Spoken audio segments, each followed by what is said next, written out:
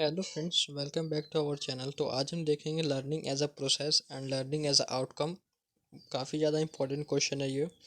तो सबसे पहले देखेंगे लर्निंग एज अ प्रोसेस, प्रक्रिया के रूप में अधिगम।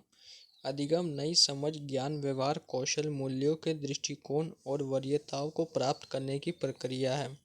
सीखने की प्रक्रिया में निरंतरता होती है और इसे विभिन्न चरणों के माध्यम से आगे बढ़ाया जाता है। संक्षेप में, सीखने की प्रक्रिया में आकर्षक लक्ष्य के प्राप्त के लिए एक मकसद शामिल है जो लक्ष्य की प्राप्ति में आवश्यक है। उसके बाद हम यहाँ पे देखेंगे डायमेंशंस ऑफ लर्निंग। अभिवृत्ति और अनुभूति, ज्ञान प्राप्त करें और एकीकृत करें, ज्ञान बढ़ाएं और परिष्कृत करें, ज्ञान का सार्थक उपयोग, मन की आदतें, संकटपूर्ण महत्वपूर्ण सोच, रचनात्मक सोच। उसके बाद अधिगम एक प्रक्रिया है जिसे विभिन्न चरणों के माध्यम से किया जाता है। अधिगम एक सक्रिय प्रक्रिया है। अधिगम संपूर्ण, प्रामाणिक और वास्तविक होना चाहिए। एक मकसद होना चाहिए, लक्ष्य होना चाहिए, व्यवहार में बदलाव। उसके बाद इसके एलिमेंट्स देखेंगे: तत्व, प्रेरणा, तत्परता, कार्य, सीखने का माहौल, परिपक्वता। उसके बाद हम इसको जानेंगे बाइपोलर प्रोसेस और ट्राइपोलर और साथ में मल्टीपोलर के संदर्भ में। अधिगम एक द्विपक्षीय प्रक्रिया के रूप में एडम्स ने शिक्षा को द्विमुखी प्रक्रिया बताया है।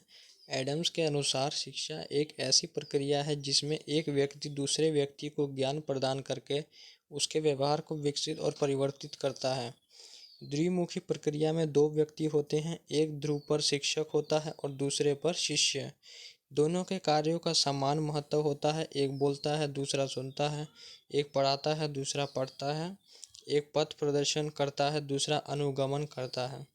उनके कार्यों का एक दूसरे से संबंध होता है, सहयोग के बिना वे अपने लक्ष्यों और उद्देश्यों को प्राप्त नहीं कर सकते हैं। उनके व्यक्तित्व एक दूसरे पर क्रिया और प्रतिक्रिया करते हैं, इसका परिणाम होता है शिक्षा। इस प्रक्रिया को चलाने के लिए शिक्षक और शिष्य को एक दूसरे का ज्ञान स्पष्ट होना चाहिए। शिक्षक को शिष्य के स्तर पर और शिष्य को शिक्षक के स्तर पर पहुंचना आवश्यक है। ऐसा किए बिना शिक्षा देने और शिक्षा लेने का कार्य नहीं चल सकता है। इस प्रकार शिक्षा एक चेतन और विचारपूर्ण प्रक्रिया है। इस प्रक्रिया में कर्ता और कर्म का संबंध होता है। उसके बाद देखेंगे ट्राइपोलर प्रोसेस। तो इसमें पाठ्यक्रम आपका ऐड हो जाता है। अधिगम एक त्रिपक्षीय प्रक्रिया के रूप में छात्र। तो पहला हो गया आपका छात्र। अधिगम की प्रक्रिया में छात्र का महत्व सर्वोपरि है। अतः अधिगम की प्रक्रिया में छात्र का शारीरिक मानसिक स्वास्थ्य, संवेगात्मक स्थिरता, सामाजिक समायोजन की क्षमता, छात्र उपयोगी प्रेरणा व प्रोत्साहन, जन्मजात प्रवृत्तियों, वातावरण व प्रशिक्षण द्वारा अर्जित होने वाली योग्यताओं का ध्यान रखा जाता है। बालक का व्यक्तित्व उसके व्यक्तित्व विकास के साधन व विधियों, उसकी स्मरण करने की योग्यता, विस्मरण के कारण तथा सीखने के पठार आदि अधिगम प्रक्रिया में छात्र के सफल अधिगम को प्रभावित करते हैं। इसलिए एक शिक्षक को इन सब का ज्ञान होना आवश्यक है।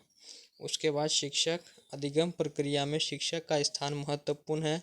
शिक्षक ही वह महत्वपूर्ण स्तंभ है जो बालक का संपूर्ण विकास व सफल अधिगम में सहायक है।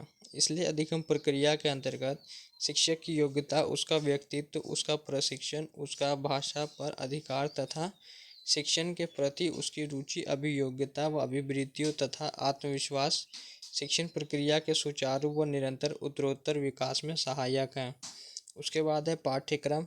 पाठ्यक्रम वह रेस का मैदान है जिस पर शिक्षक विद्यार्थी निश्चित समयावधि में दौड़ लगाकर पूर्व निर्धारित उद्देश्यों की प्राप्ति का प्रयास करते हैं। अधिगम प्रक्रिया में पाठ्यक्रम बालकों के स्तर के अनुसार क्रमानुसार एकीकृत तथा सह संबंधित होना आवश्यक है।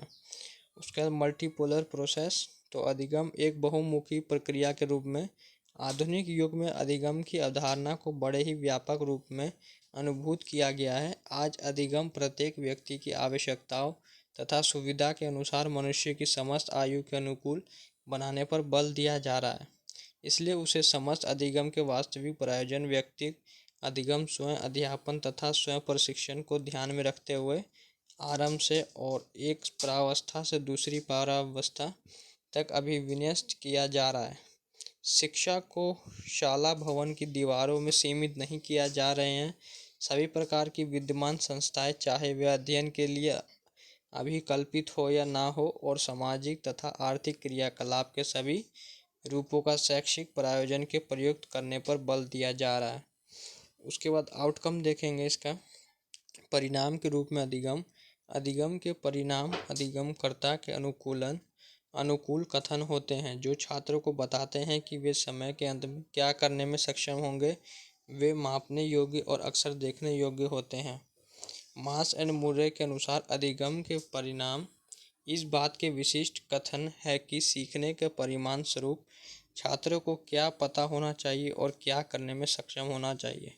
परिभाषा है इसका। अधिगम के परिणाम विवरण जो स्पष्ट करते हैं कि सीखने की गतिविधि के परिणाम स्वरूप शिक्षार्थी क्या जानेंगे या क्या करने में सक्षम होंगे। परिणाम आमतौर पर ज्ञान, कौशल और दृष्टिकोण के रूप में व्यक्त किए जाते हैं।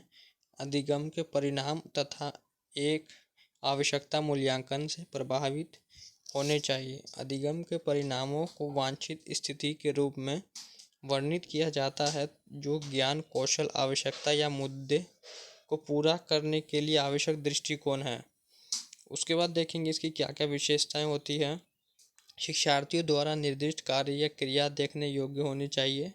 शिक्षार्थियों द्वारा निर्दिष्ट कार्य को मापने योग्य होना चाहिए। निर्दिष्ट कार्य शिक्षार्थी द्वारा की जानी चाहिए। अधिगम के परिणाम, तो इसका देखेंगे क्या क्या परिणाम हैं। व्यवहार में वांछनीय परिवर्तन लाना, बाकी आप इसको डिटेल में रीड कर सकते हैं। उसके बाद शिक्षण अधिगम उद्देश्यों की प्राप्ति, फिर उचित विकास और वृद्धि प्राप्त करना, व्यक्तित्व का संतुलित विकास प्राप्त करना, उसके बाद उचित समायोजन प्राप्त करना, जीवन के लक्ष्य का एहसास। उसके बाद हम इसको ब्लूम टैक्सोनॉमी में देखेंगे, इसका क्या आउटकम निकल के आता है। तो टैक्सोनॉमी का मतलब होता है क्लासिफिकेशन, या इसको वर्गीकरण भी बोलते हैं। तो ये 3 स्तर पर होता है: शैक्षिक सिद्धांत, तार्किक सिद्धांत, मनोवैज्ञानिक सिद्धांत। तो इसको देख सकते हैं 3 भागों में विभाजित किया हुआ है: ज्ञानात्मक, भावनात्मक, क्रियात्मक। और उसके बाद यहाँ पे कुछ इसके मेजर पॉइंट हैं। इसमें ज्ञानात्मक में ज्ञान, बोध, प्रयोग, विश्लेषण, संश्लेषण, मूल्यांकन। उसी तरह से आप भावात्मक में दे सकते हो, क्रियात्मक में दे सकते हो। तो उसके बाद हम एक एक करके सभी पे डिस्कस करेंगे, तीनों पे। तो सबसे पहला है कॉग्निटिव डोमेन ऑफ ब्लूम, यानी कि ब्लूम द्वारा ज्ञानात्मक क्षेत्र का वर्णन। तो वर्ग इसमें दिया हुआ ज्ञान। उसके बाद सीखने की उपलब्धियाँ, क्या क्या यहाँ पे सीखने को उपलब्धियाँ मिलता है आउटकम में। विशिष्ट वस्तुओं का ज्ञान होता है, साधनों का ज्ञान होता है, सार्वभौम वस्तुओं का ज्ञान होता है। इस तरह से आप इसको देख सकते हैं, मैं आपको दिखा देता हूँ। फिर बोध है, प्रयोग है, विश्लेषण है, उसके बाद संश्लेषण, उसके बाद मूल्यांकन। उसके बाद नेक्स्ट देखेंगे ब्लूम का affective domain developed by Bloom. तो इसको भी आप देख सकते हैं, वर्ग है और सीखने की उपलब्धियां, ग्रहण करना, उसके बाद अनुक्रिया, उसके बाद अनुमूल्यन, फिर है व्यवस्था, फिर मूल्य समूह का विशेषीकरण। उसके बाद लास्ट में हम देखेंगे psychomotor domain developed by Bloom. तो प्रत्यक्षीकरण है, उसके बाद व्यवस्था, फिर निर्देशात्मक अनुक्रिया, कार्य प्रणाली, जटिल प्रत्यक्ष अनुक्रिया। तो फ्रेंड्स, आज की इस वीडियो में बस इतना ही था। Thanks for watching this video.